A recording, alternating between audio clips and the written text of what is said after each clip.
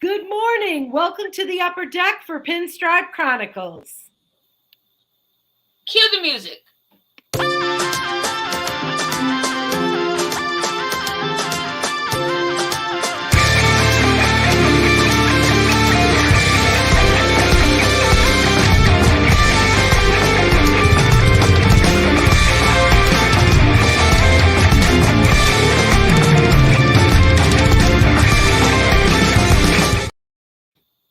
Good morning and welcome to the upper deck for Pinstripe Chronicles. I'm Chris. That's Lynn. Morning, everybody. And gee, it's how rude of us for our guests to be here waiting so long for us. Look at this room. It's so great to see you.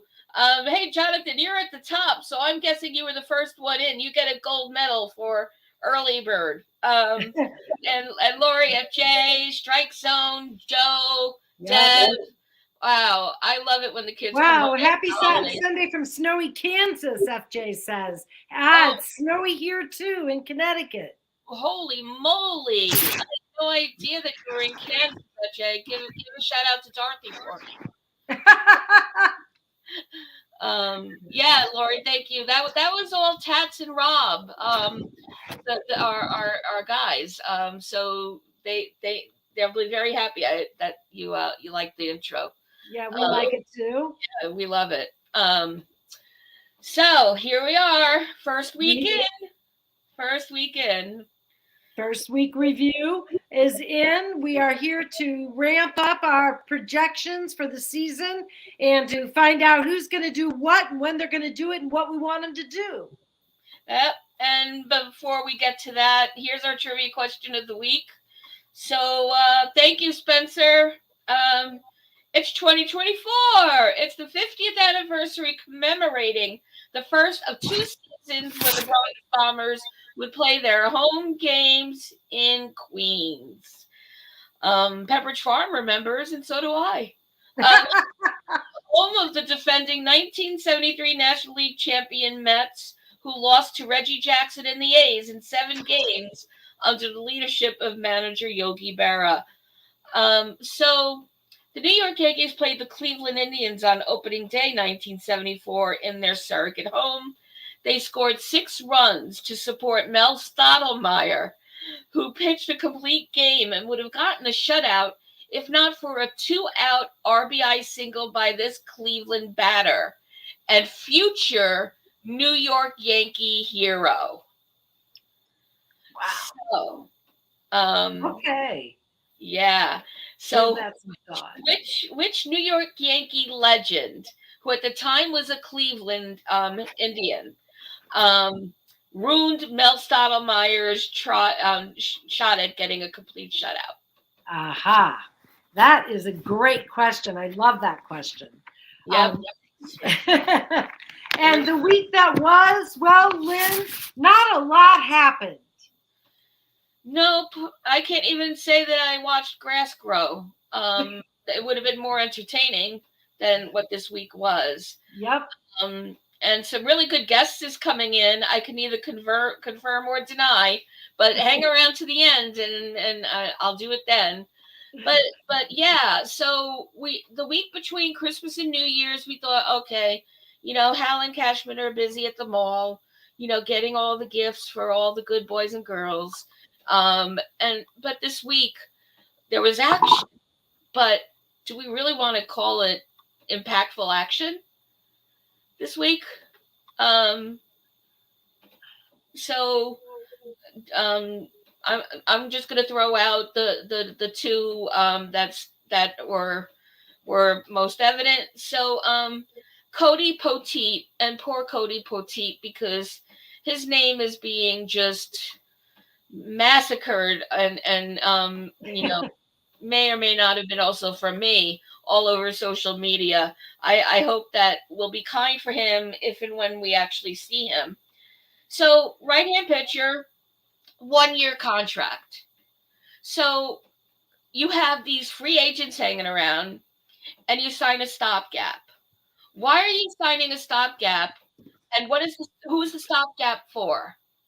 have you already decided? Okay, I know that they're not going to give up. Milwaukee's not going to give up Burns, and we want to wait for Burns. So we'll grab Poteet and sign him on. And by the way, recovering from Tommy John, first season back from Tommy John. Oh, that sounds kind of familiar. Who am I thinking of? Oh, there's several that would fit that bill. So here we are again, MASH 407 7th, bringing in somebody coming off, a season-long injury. And so they're bringing him on for depth. So bench warmer for depth. And they're saying that, he might actually get a start in the starting rotation at some point, but he's also capable of long relief. So I guess they'll stop gapping him for the pen, and if he needs to fill in the fifth man spot at some point of the season.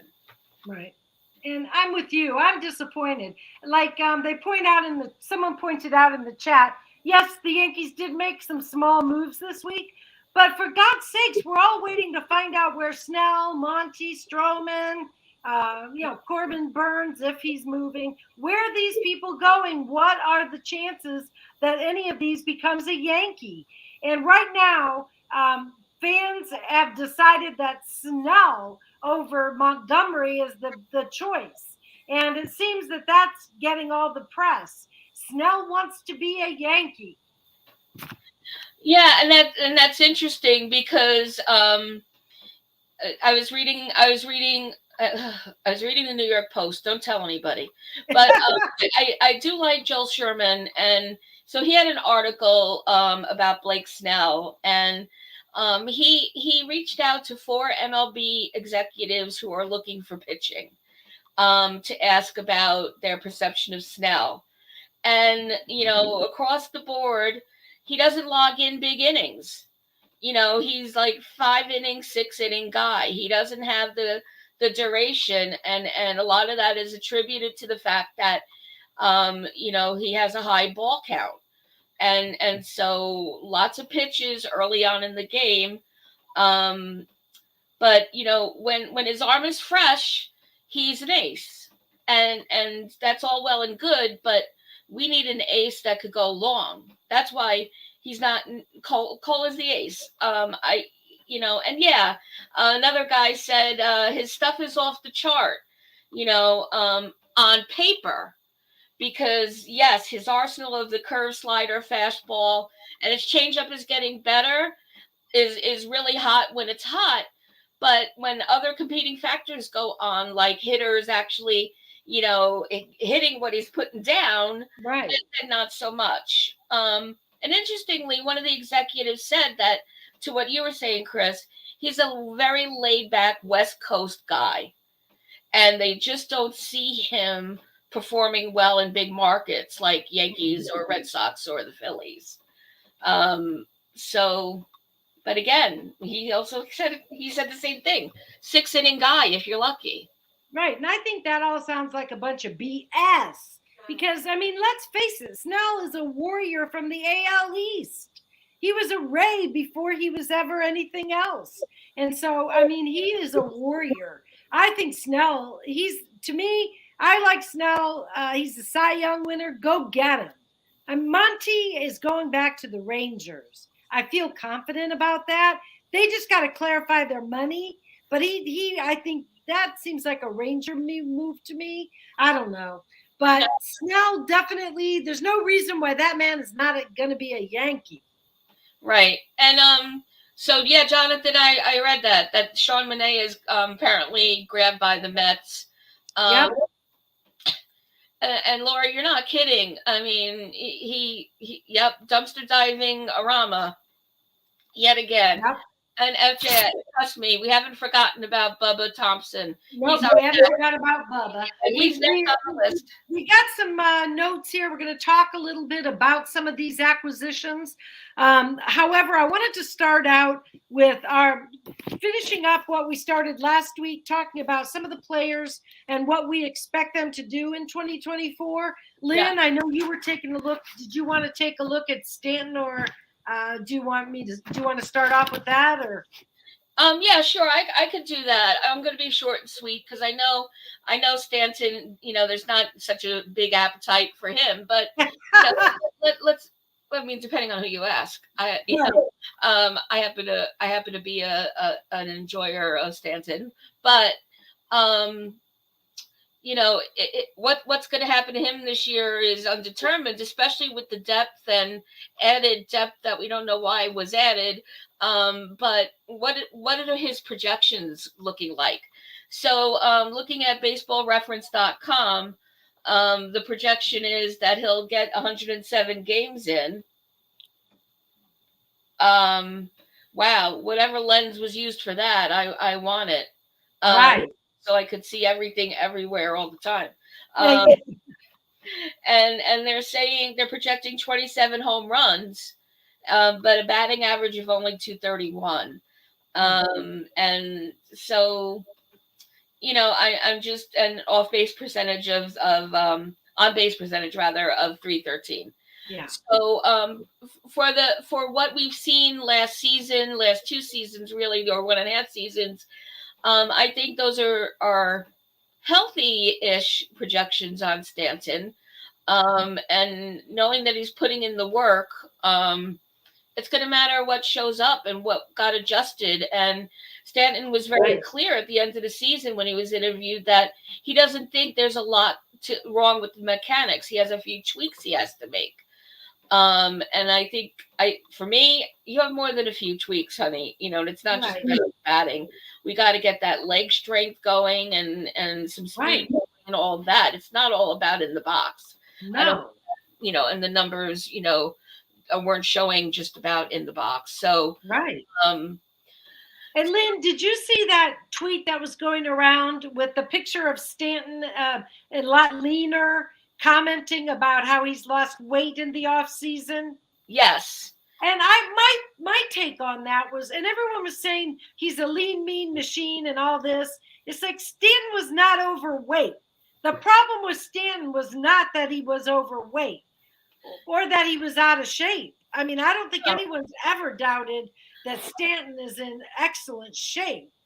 The problem is whether or not Stanton conditions to play baseball, whether his legs are conditioned for baseball. Because after all, why can this man not stay on the field? Well, I think what that was about was that he does look like he's lost muscle mass. And so like his guns aren't quite as big. And so I think maybe that was what was behind looking leaner in that way. Because you're right there. I mean, what do you think his his BMI is, for crying out loud? Oh, I know. Yeah. So but his legs, and everyone in the chat is saying it, and absolutely. Has to get his legs are shot. Well, we really don't know. Maybe demuscling a little bit and hold, but still having obviously plenty of power in his muscles. Well, and why are his legs shot? What is he's not a runner. It's not as though he was so fast on the bases he blew his legs out. And I don't know. Stanton, that projection is unfortunately realistic. Yeah. I would be shocked if Stanton, if as Spencer suggests, he hits 250. That would be gravy in my mind. But I don't think he's going to even touch 250. Yeah. So, and Spencer, you're in line with what Baseball Reference was saying, because they were projecting 27. So, and you're stretching the optimism there, which I'm not mad at. The 75 RBIs, that would be obviously a welcome thing. But because assuming that that's sort of comparative to the ratio the spread you're giving on the home runs. But I would love to see less power hitting from him. I would love some hard liners, and to bring in guys ahead of him that are hopefully faster and get in. But for sure, I think that and Joe's agreeing with what Spencer is saying. So, and yeah, and you're right. You're absolutely right, Strike Zone. We'll have to see how he does with the new hitting coach. So, and we know what went down last time. And maybe him and Casey just didn't jive. And we'll have to see from there.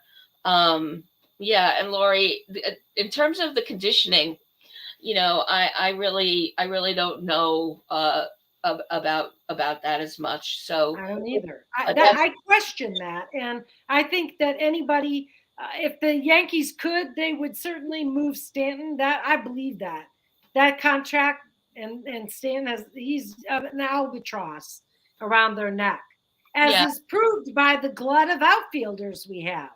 Because he's not an option. He's an outfielder who's not an option in the outfield. Right. So yeah, and so what do we project in terms of how many games he's going to play?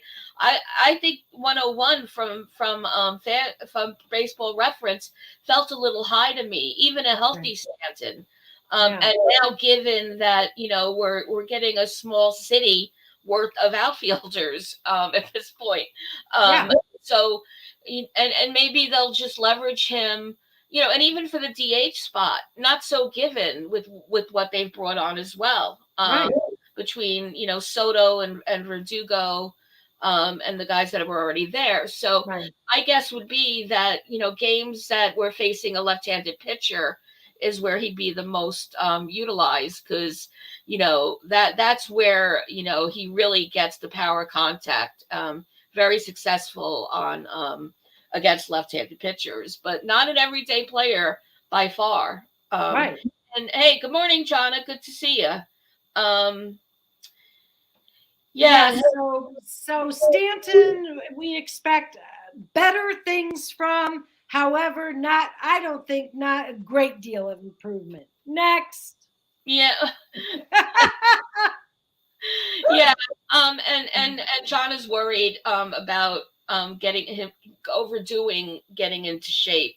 But I don't know. He seemed pretty dismissive of anything other than there isn't much he has to do. And that tweaks here and there. So I'm not sure how much he's pushing. No one really is, but I'm just hoping between coaching and a good conditioning crew, and what the work he's done now, that we see something, because he's going to be auditioning just like others that are being brought up to get looked at, to me. Because and yeah, Eli, you're saying that he's a pure DH. I don't think anyone's going to argue that he's far better offensively than defensively, and we're more solid defensively out in the field than we've been with this coming season on paper. But the thing is, there's a DH depth too, so so that's the question there, how much he'll actually be utilized. But the projections overall for Stanton were a little bit surprising. I think they're optimistic, and we'll just have to wait and see. And that's what projections are. We've got to wait and see. The other one I took a quick look at was Torres.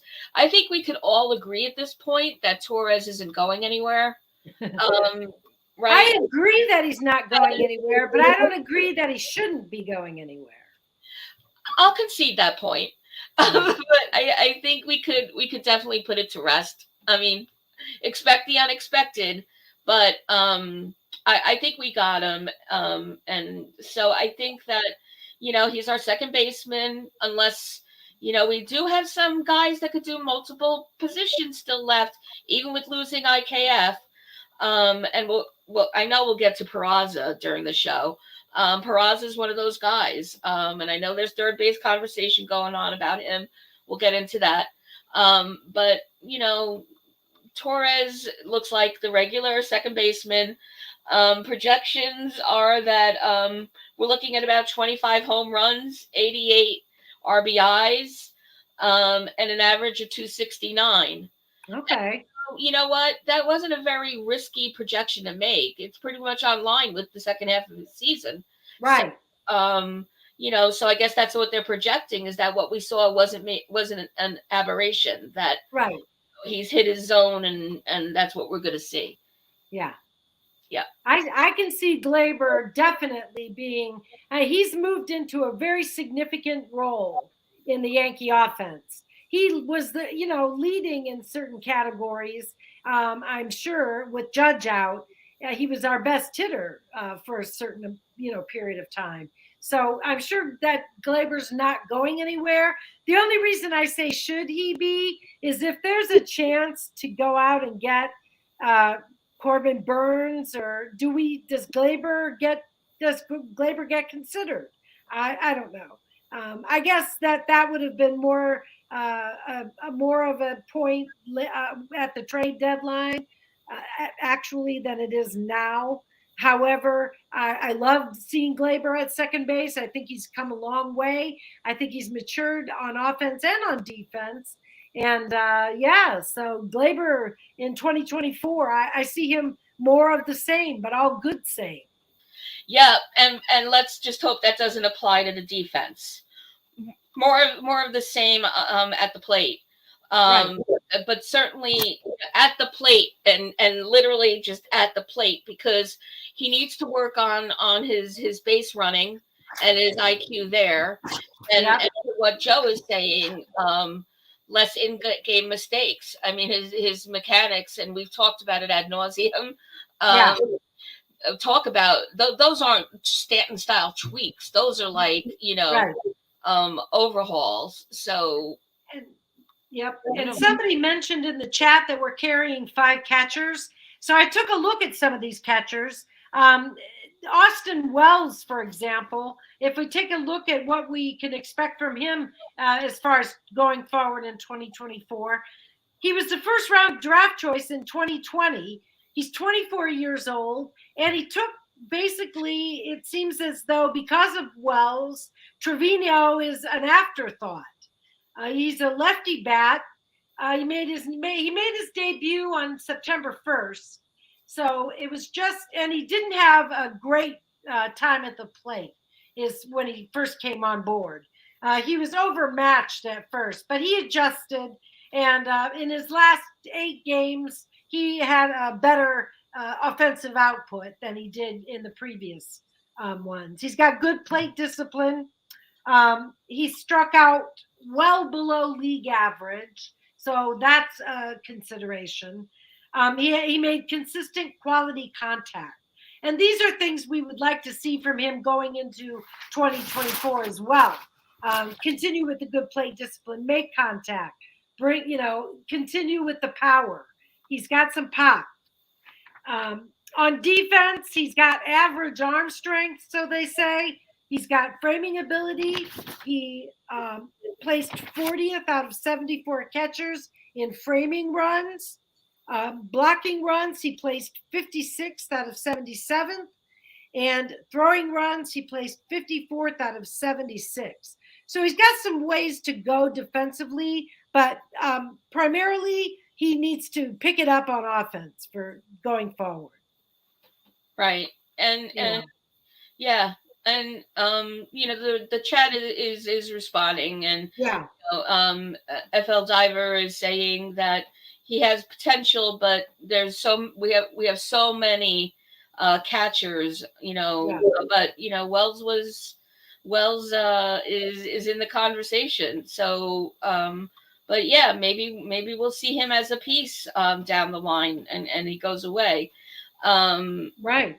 And, Fangraphs, Eric Lonenhagen of Fangraphs said this about Wells. He said the blend of his barrel control and the natural lift in his swing gives him a potent contact and power combination, which will likely make him a valuable hitter, even if he ends up being unable to catch. So there's some consideration that he may end up at first base eventually, or that that may be a position better suited for him. I don't know. However, he does say that he has made considerable progress as a receiver and ball blocker, but he has below average hands, limited lateral mobility, and that's because he has a one knee style. So he does have some defensive quirks that may need to be ironed out, but I know that he was valuable to the Yankees down the stretch. Oh yeah, he was there when we needed him. That is for sure. Yeah. Right. Yeah. And Joe's with you on what you were saying, less going for, pulling and going long, at the plate. He was concurring with you on that. And I took a look at Trevino. Unfortunately, he got injured. He was injured, it seems like pretty much from spring training until he went on the injured list because he didn't have the kind of season he had in 2022. He was in 2022, he was an all-star. He was a Gold Glove, a Platinum Glove, a Fielding Bible Award winner. Mm-hmm. He was the first Yankee catcher to win the Platinum Glove, and the first American League catcher to ever win it. Now, in 55 games in 2023, Trevino hit .210 with 4 home runs. I mean, this is not the offensive showing that Yankee fans at all thought they were going to get from him in 2023. And John Griffin of SB Nation said, even compared to his pre-2022 self, Trevino was bad at the plate, a veritable black hole in an offense that had way too many of them. So we really could not, in 2023, his bat was sorely missed. Yes, no question about that. Yeah. And Wells, like we just went through exhaustively, filled in, but not to the Trevino level. I guess the question is, as it is for just about everyone I feel like we're talking about, is what are we going to see in Tampa? Right. And that's because we have so many coming back from injuries. But, proof is going to be in the pudding. And even in Tampa, it's a small sample size. Right. But I don't see them not making Trevino the lead catcher. Right. I think it's going to be a battle between Trevino and Wells, obviously. But it's going to depend on Trevino coming back to camp healthy and being able to basically recapture what he had in 2022 when he was an all-star. The last catcher I took a look at for today's show was Ben Warvet. He's 26 years old. In 32 games in 2023, he batted a miserable 118. He went 6 for 64 in 79 plate appearances. Ouch. Defense is definitely his calling card. He has an aptitude for pitch framing. And his minor league numbers were pretty good. He had a .291 average with 6 home runs. And back in 2019, he was named the best defensive catcher in the Twin system. So we know he's got the defensive abilities. He's got the defensive chops.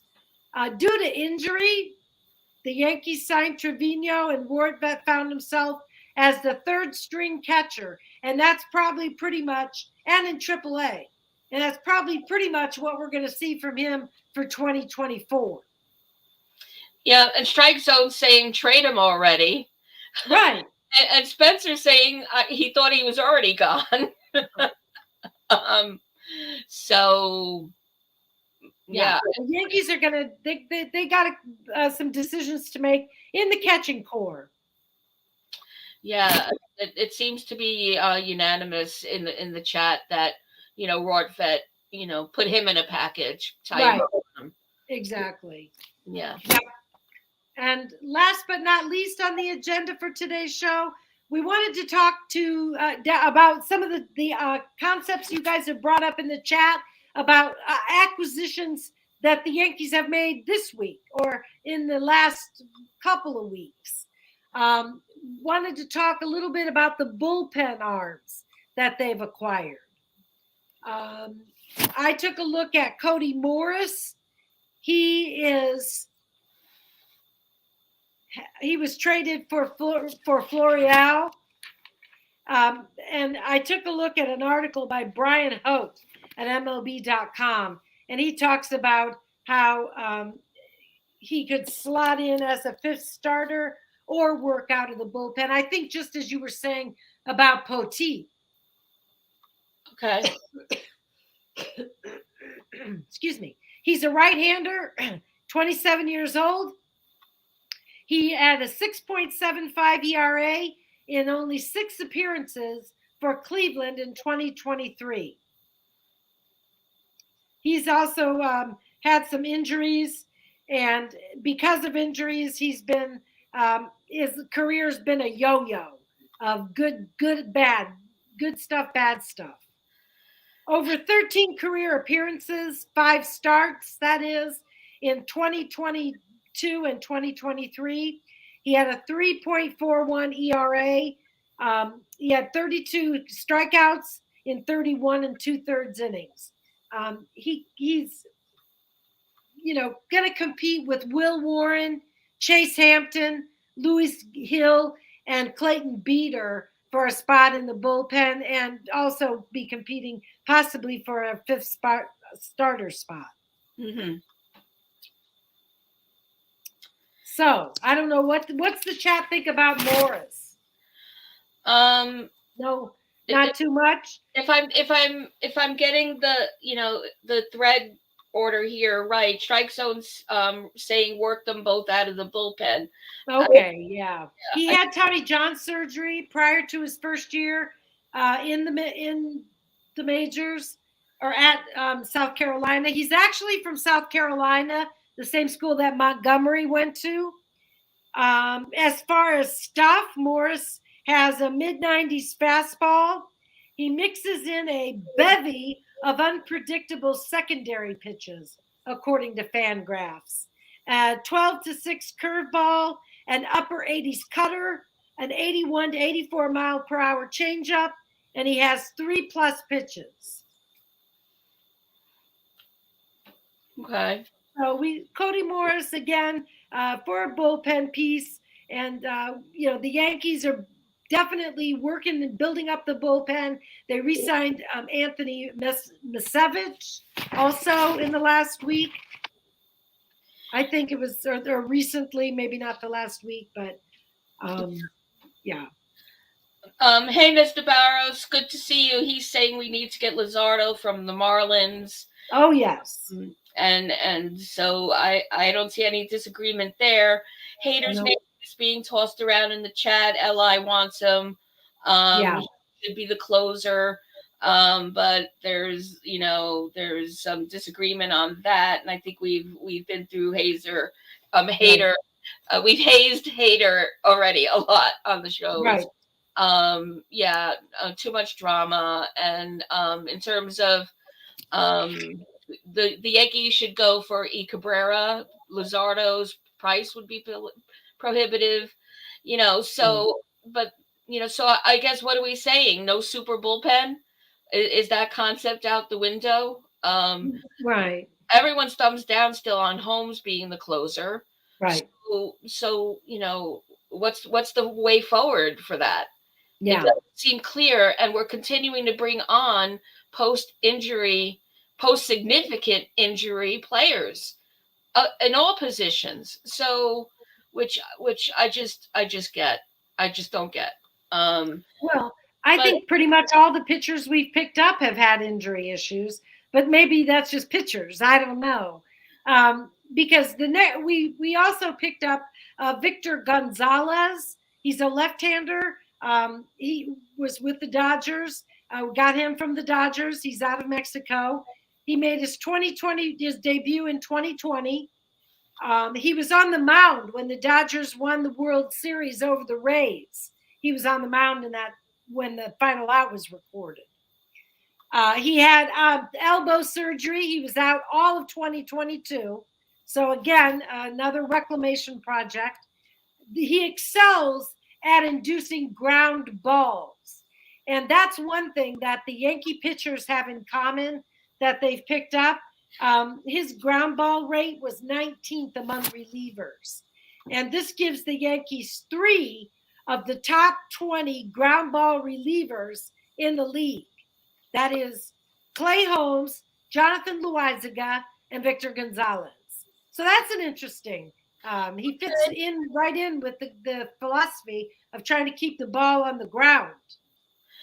Well, who says we don't say positive things on the upper deck every now and then? That was positive. Um, so, and so while we're still with the bullpen for a second, there's an argument to be made about Poteet being used in the pen. It was mentioned that he could be thought of as a long relief pitcher. And, he does have a fastball that clocks in at almost 95, 94.9. So basically 95. Right. So, for the year we got him, again, I guess we'll be glad for it, but still, he's coming back from Tommy John surgery. So how do we consider him a long relief pitcher possibility? Right. It doesn't make sense. I really do believe that the Yankees have focused on, and now hopefully they can move on from building up the bullpen. And can we please concentrate on getting that starting pitcher we need? I mean, for God's sakes, we're a matter of a month out from pitchers and catchers starting. We want to know who's pitching for the Yankees in 2024. Or are we looking at them? Or are we right? Or are we looking at them? There's a few other pitching acquisitions the Yankees made in the last week. I'll just throw the names out real quick because we're running a little late on time. They also picked up, besides Cody Morris and Victor Gonzalez, they picked up Dwayne Underwood Jr. from the Pirates, who was with the Pirates. He spent 3 years there. He had spent 3 years with the Cubs as well. He had 2 saves and a 5.18 ERA. Again, a depth move. They picked up Yeri De Los Santos and Dennis Santana, who spent 2023 with the Mets. And apparently Santana was once ranked as one of the top pitching prospects for the Dodgers. But again, injuries derailed his career. So we all hope that the pitchers that the Yankees have acquired in the recent weeks can be healthy, contribute.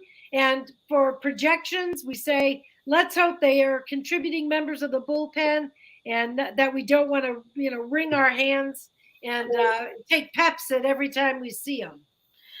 Yeah. And I suppose the upshot of not bringing in a fresh arm for the starting rotation out of the free agency markets we have or had or almost just entirely had the chance and won't have it, is that we do have some very solid prospects in AAA, and we could spend some time talking about them next week as well. That right. Are and we've mentioned them here and there. Will Warren, I know we've talked about. He right. just might very well start out the fifth man. We right. just don't know yet. So and maybe that if there's any logic to be had among Cashman and Howe, maybe that's what they're thinking is play our guys that are ready or just right. not ready. And everything more than ever seems to be hanging on Tampa to me. There's so much that just has to be shown and there's just more questions, just question marks all over the place. Oh, yeah. I did want to quickly mention, pivoting away from pitching, that we got 2 more outfielders that we've not discussed. One we got a while ago, and that's Trent Grisham, who really came in under the radar because he came with the Soto deal.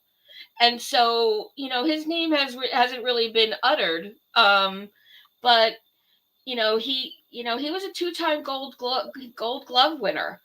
And so ever more depth, they better push back the short porch wall that everyone complains about because the outfield is crowded. But he didn't have a great season last year offensively, but defensively and hence the 2 Gold Gloves. He's going to be a valuable asset. But we already got solid defenders that we acquired. So, but it was a trading piece, and maybe maybe he'll be the revolving door kid. I don't know. But on top of that, we got Bubba Thompson off of waivers from the Reds this week.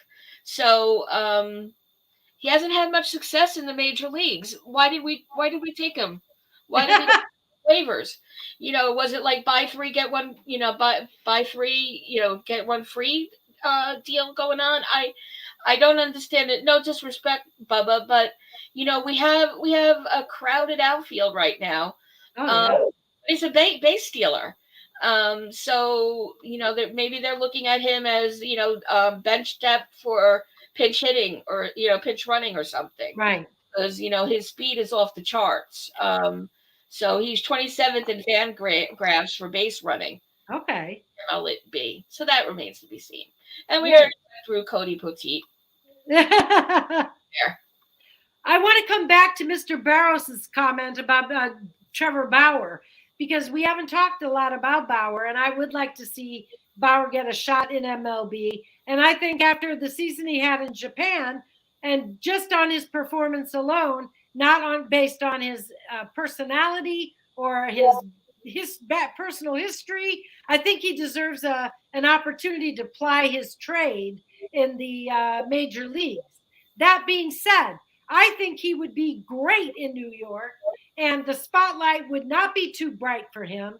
If he has dealt over the last couple years with this issue that has been hanging over his head in an international spotlight, I think he can handle a few questions about what happened on the mound today, or what the communication was between him and his catcher, perhaps.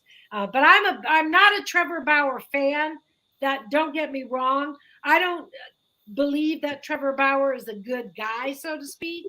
But I do believe that he should be a pitcher, and I think that given that he's a former Cy Young, given that he's a solid pitcher, he may not be a number 2. So he would probably be more a middle of the rotation guy. But I agree. Give Bauer a shot. Yeah, and so Strike Zone is saying that a 1-year deal, we should entertain it for Bauer, right. But not overpaying him. That part I most definitely agree with. I know that I don't have the luxury of worrying about culture and climate in the clubhouse. And so, but that's where I always lean. And so sorry, I'm a Virgo. It just happens. It's in my makeup.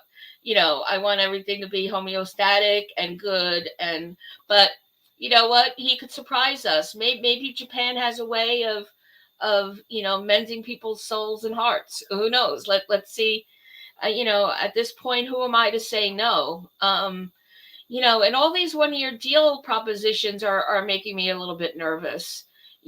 Especially when there were people still out there hanging in the wind that we can't get multi-year contracts on. Other than Soto, what money has been spent? And that Yamamoto money is still somewhere in Switzerland. That could be with John, right? So I don't know. Hey, Joe, Virgo's rule, I gotta say. So, yep, that's about it for me.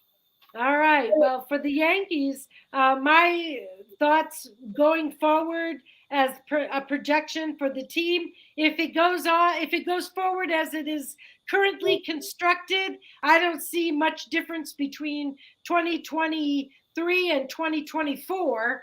However, all the moves that are yet to be made will determine whether or not that projection is good or not.